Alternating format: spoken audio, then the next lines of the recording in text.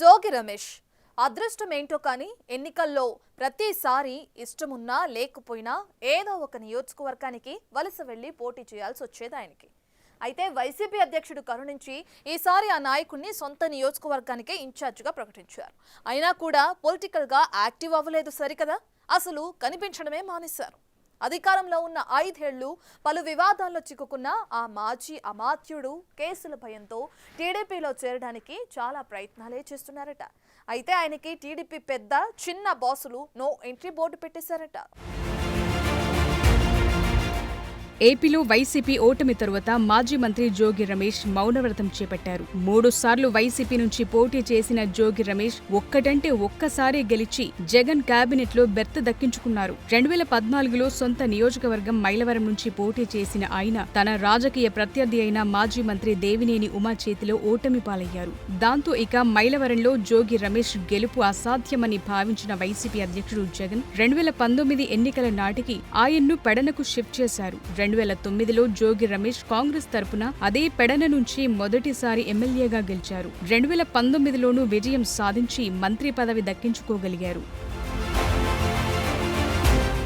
ఇక 2024 ఎన్నికల్లో అటు మొదటిసారి వైసీపీ నుంచి పోటీ చేసిన మైలవరం, రెండోసారి పోటీ చేసిన పెడన కాకుండా జగన్ ఆయన్ను పెనమలూరుకు షిఫ్ట్ చేశారు. అక్కడ ఓడిపోయిన జోగి రాజకీయ భవితవ్యం ఏంటనేది ఆయనకి అర్థం కాకుండా తయారైందట. జగన్ ఆయనకు 3 సార్లు 3 చోట్ల నుంచి టికెట్ ఇచ్చినా ఒక్కసారి గెలిచిన ఆయన ఇప్పుడు పొలిటికల్ గా క్రాస్ రోడ్స్ లో నిలబడ్డారు. ఓటమి తరువాత వరుసగా చోటు చేసుకుంటున్న పరిణామాలతో జోగి అటు వైసీపీలో కొనసాగే పరిస్థితి లేక ఇటు కూటమి పార్టీల నుంచి గ్రీన్ సిగ్నల్ రాక దిక్కులు చూడాల్సి వస్తోందట.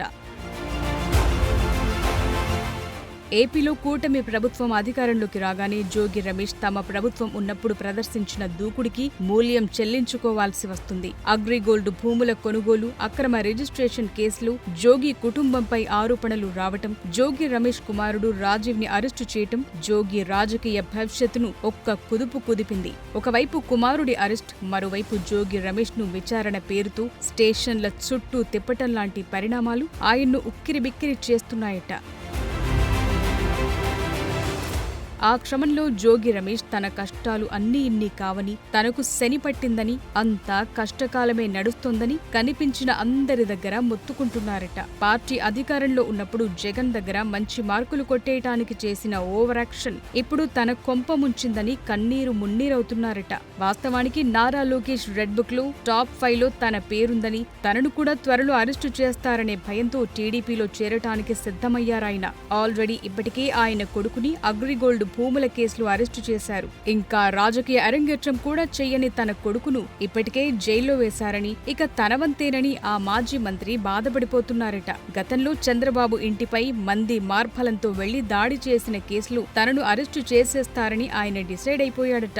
అప్పుడేదో మంత్రి పదవి వస్తుందని ఆశతో జగన్ను ప్రసన్నం చేసుకోవటానికి అలా చేశానని, కానీ చంద్రబాబంటే తనకు చాలా గౌరవ మర్యాదలు ఉన్నాయని కనిపించిన టీడీపీ వాళ్లందరితో చెప్తున్నారట. పైగా తాను బీసీ సామాజిక వర్గానికి చెందినవాడిని, తనను అరెస్టు చేయకుండా వదిలేయమని అడుగుతున్నారట.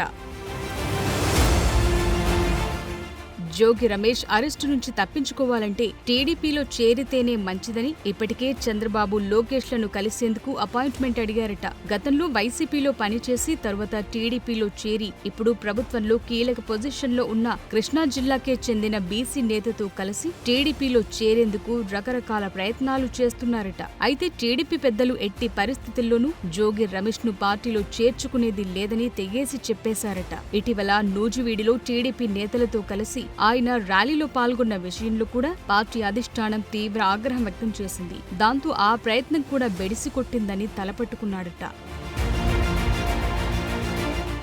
ఏం చేస్తే చంద్రబాబును కలవచ్చో చెప్పాలని, పార్టీలో చేరటానికి సాయం చేయండని టీడీపీ నేతలకు ఫోన్లు చేస్తున్నారట.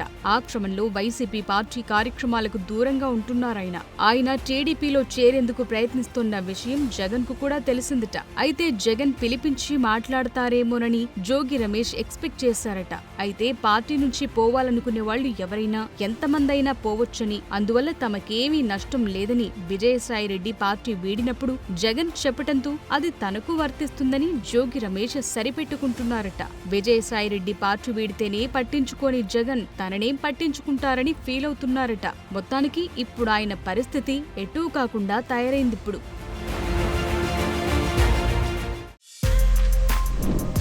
For more videos like this, subscribe Big TV channel.